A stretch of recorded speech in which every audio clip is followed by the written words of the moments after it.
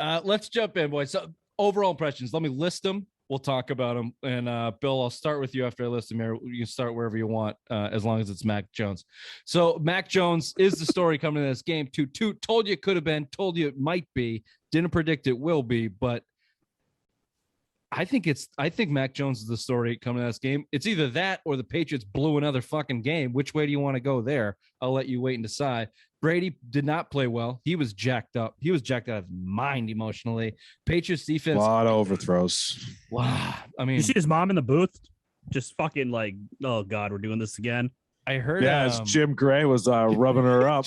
Jim Gray was giving the old fucking cop of feel in the booth right there with Tommy Sr. Tom Sr. said, I'll allow it. I know Oprah. Tom knows Oprah. I thought the defense was excellent. I thought it was a Belichick night. I thought I thought he came into that game overthrowing people and jacked out his mind. But even throughout the entire game, I thought he looked confused, frazzled, bewildered, however you want to call it. He certainly was not. J.C. Jackson, quarterback 1B. Not 1A. We'll give him 1B. He's had a good year. I thought he did real well on Mike Evans last night. I thought he played really well. And he got under his skin. He got under his skin, and he knew how to do it real fast. And it was awesome. They attacked Jonathan Jones and then Bethel late in that game, which set up that. Was that when he woke up? Let's get into that in a little bit because that little series there with the Bethel coming in, Patriots having to use a timeout, couple shots at Jonathan Jones with the knee injury. That was an important series that left the door open for the Patriots, and they couldn't. Sucks it burned the timeout, though. You know what I mean? Because then, that. All right, let's fucking get into it. I'm not mad at that timeout. If you watched that of that progression that goes down, the third down before it or the second down before it, Jonathan Jones hurts his knee, has to come out of the game. Bethel comes in. It's 3rd and 6. They go right at Bethel. Antonio Brown, easy first down. 2 plays later, because he got hurt in the end zone. They took the first shot with Antonio Brown with Jones in coverage, and Jones tweaked his knee again. So that was second down. Yep, he's limping back to the huddle after the first throw into the end zone against Antonio Brown, and he's calling to the sideline. I need a sub. They're trying to figure out their packages. And can we give Belichick, who had a good night, give him the benefit of the doubt? He goes, I just watched Bethel get fucking smoked on 3rd down. Call timeout. Let's save the game on this one play. Can we do this? Can we not give up a first down and end the game with Justin Bethel in coverage? Let Jonathan Jones collect his wits, put him back out there after the timeout. Can we alleviate a little bit of room for that as a thought process, or is it just they fucked up? Which may be the case because they fucked up earlier in the game with 12 men on the field and 10 men on the field the week before. So I don't think they both. I don't think they fucked up. I was more like it sucks that you had to burn the timeout. I mean, you wanted Jonathan Jones in there. Yeah, you're going to look at the stats. He gave up a lot of yards, but it was Antonio Brown. And Antonio Brown's having a very good year to start. You know, he missed the game 2, but look at game 1. I believe he had 2 touchdowns. And then last night he had a really good game, a couple of real nice catches. So, of course, Jonathan Jones, your slot corner, you don't want him out there. And again, everybody knew it. As soon as he was out, you're going against Bethel. And everybody credit to Jonathan Jones, who was not a slot corner. He was basically matched up with Antonio Brown the whole night. I thought he did a good job because you didn't hear a lot of. I thought the whole secondary good. Oh yeah, Chris Godwin and Mike Evans. I think you held Mike Evans under 80 yards, which was nice. And then Antonio Brown had that one over the shoulder catch that he got faked out. That was the only one. That was the back shoulder. Back shoulder throw too. No for way 40 yards. You can't defend that. And they love that play, that overload play where they overload the hole out and just put Antonio Brown one-on-one on the outside. They tried to burn the Patriots, I don't know, half a dozen times on that last night. Should have had that touchdown to basically seal the game, but that's a tough catch. Jonathan Jones was there. Yeah. So credit to the defense, man. Credit to the defense. Yeah, that should have been a touchdown. It should have been, but I don't know if Jonathan Jones tipped it. But his hand was right there. Let's say he did. Well, this hand was definitely in front of his face. So I mean, what did I just say, Bill? Hold on. I still think you got both hands on the ball. Gotta catch it. Can I ask you a question real quick? Is it dumb? No, Matthew Judon, was that the best signing the Patriots have had in a long time? God, that's dumb, Bray. Bill interrupted me on the little rundown I had here. You've seen, but you weren't mean to him. Now you're gonna be mean to me. Is it because of my? You've been an asshole these couple of days to me, and I don't like it, and I'm a little bit frazzled. Because I also want to get into the field goal, the 56-yard field goal in driving rain. Forrest, pray with me. I mean, spoiler, dumb fucking decision.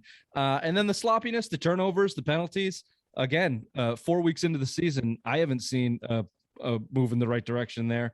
And again, 6 touches by your running backs for a total minus a yard. One of the worst, if not the worst, performances. Brady by outrushed him.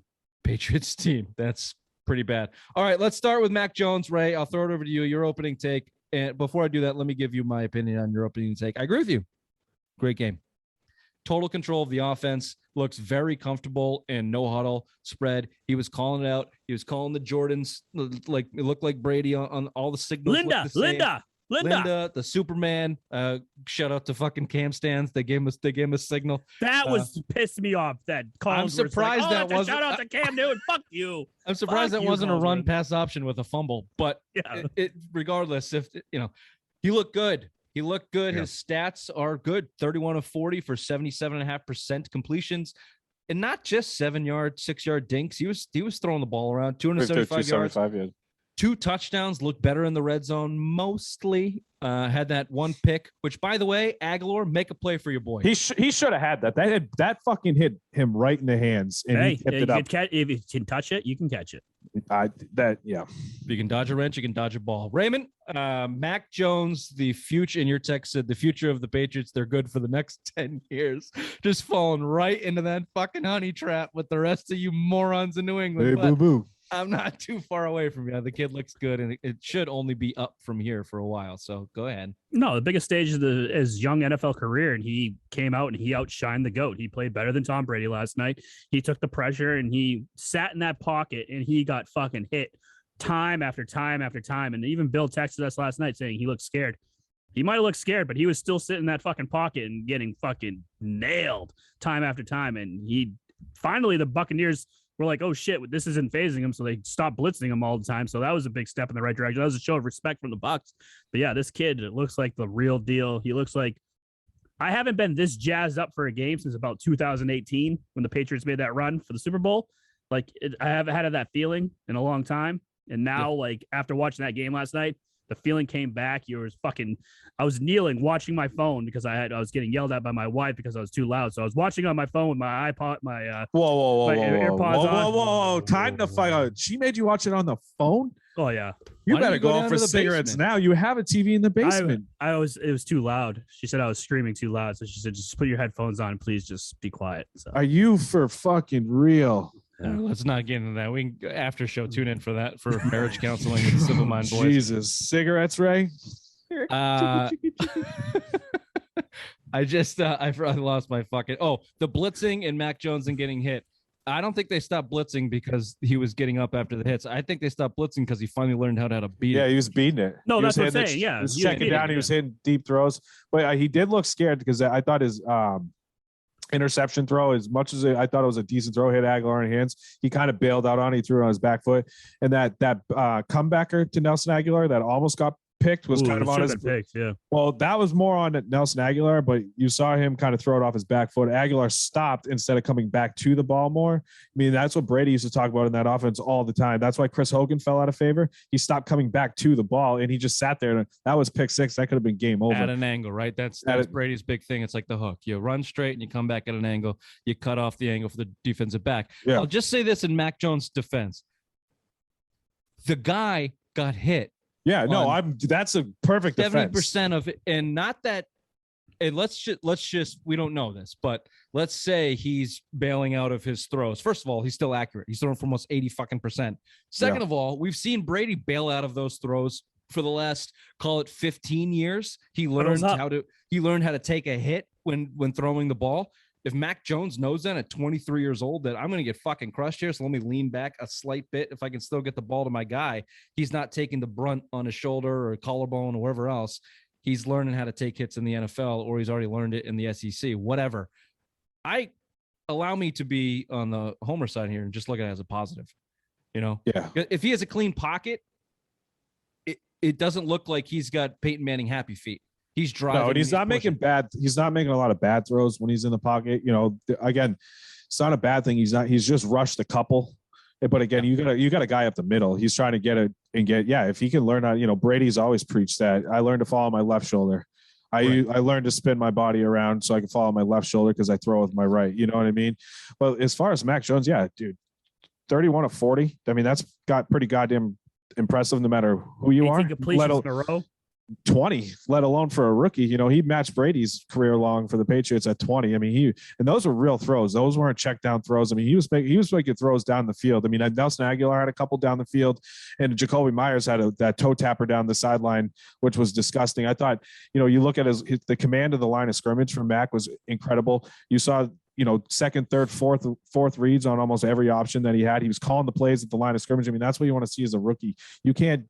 It's hard to teach these young guys progressions, and you saw it every time he was dropping back the pass. Hunter Henry's touchdown is one of them, right? I mean, he looked all around the field, saw Hunter Henry sitting down low, caught it, boom, touchdown. Same thing, check at the line with Jonnu Smith, saw him right away, touchdown for his second one. I mean, just the command that he had compared last week against New Orleans, it was huge jumps in game 4. I mean, and on the biggest stage of his, I would say what you want him in the national championship game, but I mean, biggest stage of his NFL career for sure. And again, going against all the hype like that, I mean, I didn't expect it. I picked him to lose 45-10, and I did not expect fucking Mac to look like that. I mean, he looked like the quarterback that we need him to look like going forward. And he looked like, I don't want to compare him to young Tom Brady, but he's running that offense the way Brady was his first couple years in the league. I don't say he's going to be Tom Brady, but just the command of the offense, it's encouraging to see at the same age. Brady was 24 when he took over as starting quarterback of the Patriots. Mac Jones was 23 years old, and they both have the same command at the respective ages, and Mac's younger at the time. I mean, that's a huge going forward. And Brady had a year in the system. Remember that too. People will say Mac Jones had it too in the SEC, basically ran a similar system down in Alabama. But yeah, it's wildly encouraging to see the success of Mac Jones and how poised he is. And that 31 for 40 is understated too, because they didn't even try to run the ball after the first quarter. They couldn't. So ears were tucked back by the Bucs, who have a great front seven. Your offensive line is dog shit. You got no help. Your receivers are fucking mediocre at best. Your tight ends have been useless except for in the red zone this game. And still, Mac Jones is out there, making the right calls and making the right plays and getting it out within 3 seconds. Like, yeah, you have the ball around too. That's huge. 7 for 7, 6 different receivers on that first touchdown drive. And that play, I don't know if I put in the email or texted you guys, but that play to Hunter Henry you just mentioned it, Bill, but a major progression from the first 3 weeks in the red zone. We saw it. I mentioned it. I think it was the Miami game where he threw a quick out to Kendrick Bourne, bad throw, and he had guys open, and Greg Bedard is one of the guys that have been pointing out he's got the guys open, or at least somewhat open in the red zone, in the end zone that he hasn't thrown to. He made his 3 reads, maybe 4 reads in that Hunter Henry play, and stepped up in the pocket and was looking to get a touchdown, not just get the ball out. That's a good progression for 4 fucking games in the NFL. And you said he checked it at the line with that Jonnu Smith. Are you sure that wasn't a call? Yeah, it's probably a call. I was just spewing good things. Rambles. That's all right. We'll call it a check.